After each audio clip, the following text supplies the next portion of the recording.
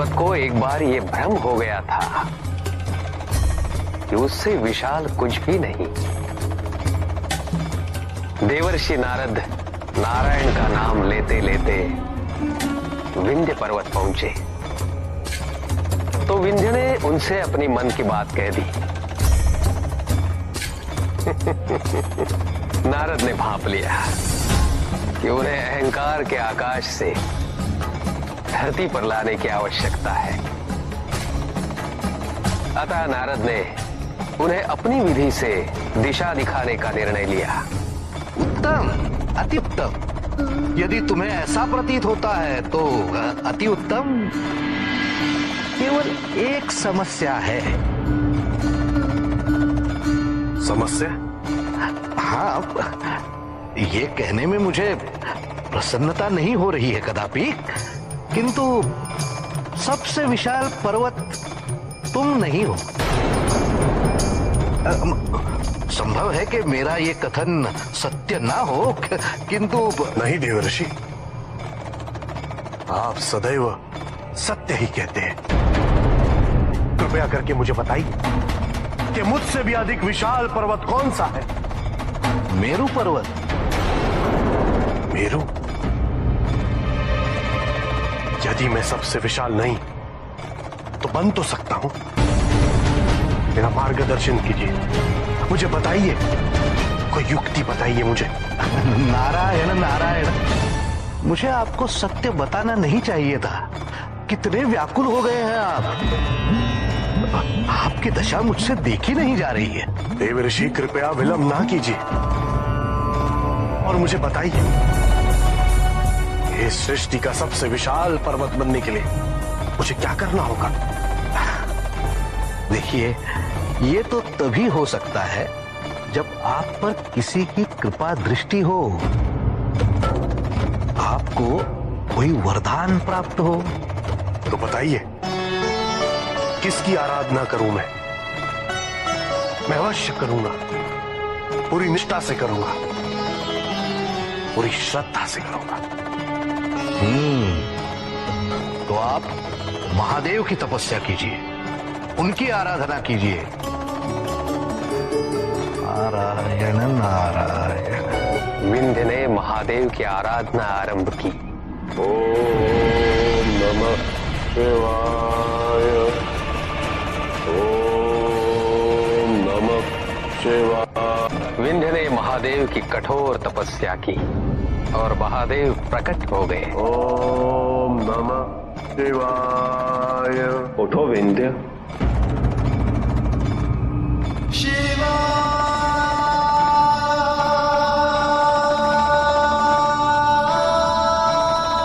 प्रभु,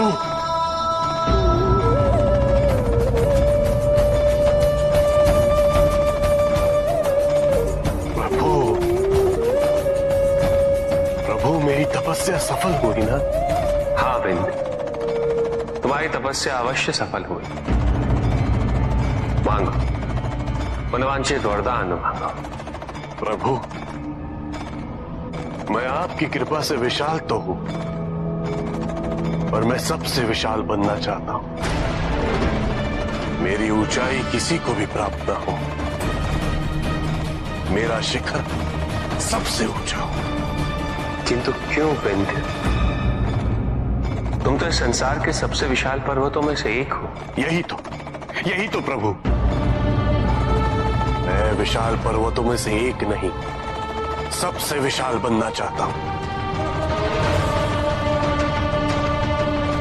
यदि आप मुझे ये वरदान नहीं देंगे तो कोई बात नहीं प्रभु, मैं वर्षों वर्षों तक ये तपस्या करता रहूंगा और एक न एक दिन आपको पुनः यहां आना ही होगा।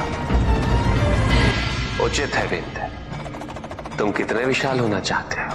मैंने कहा ना प्रभु, सबसे विशाल।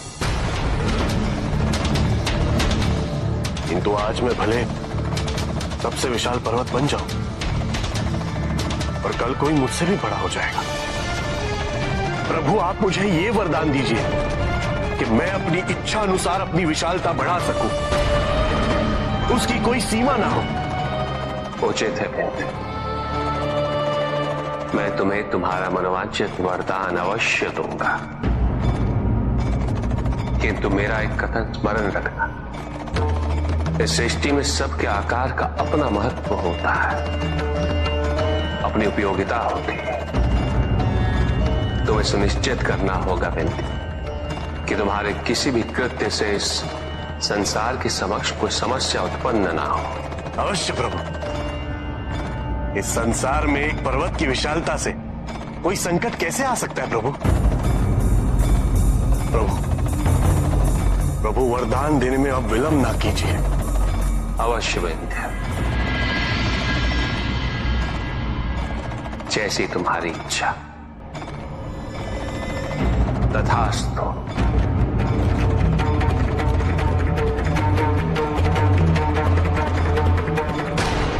हमें लगता है कि आक्रामक होने से हम जो चाहते हैं वो हमें मिलेगा, परंतु ऐसा होता नहीं है।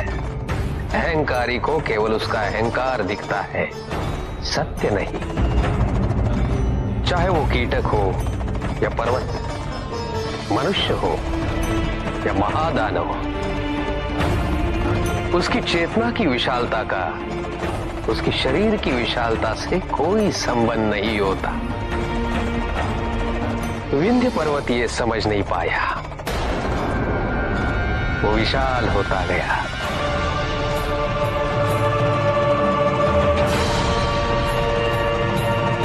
और शीघ्र ही पृथ्वी पर सबसे विशाल हो गया।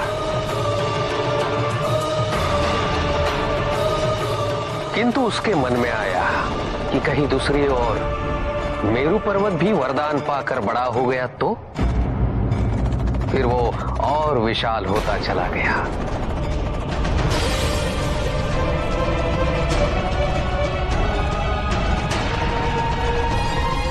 और अंत में इतना विशाल हुआ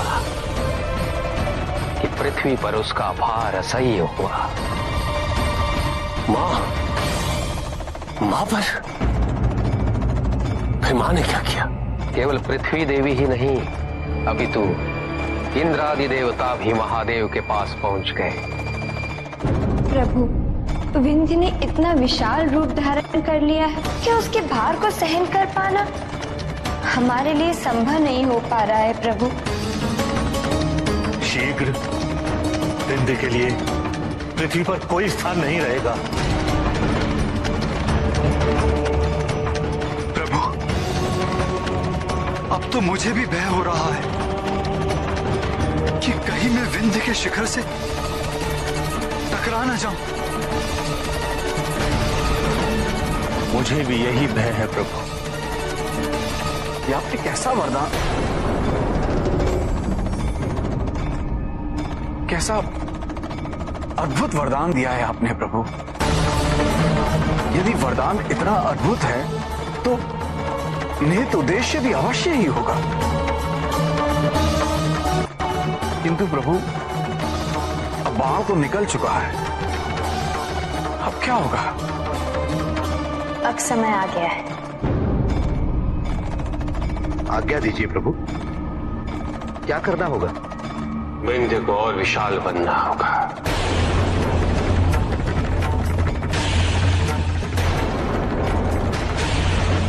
किंतु देवराज, जो बाण निकल चुका है उसे वापस खींचा नहीं जा सकता,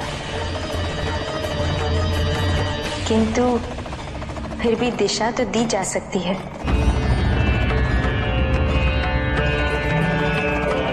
नारायण नारायण।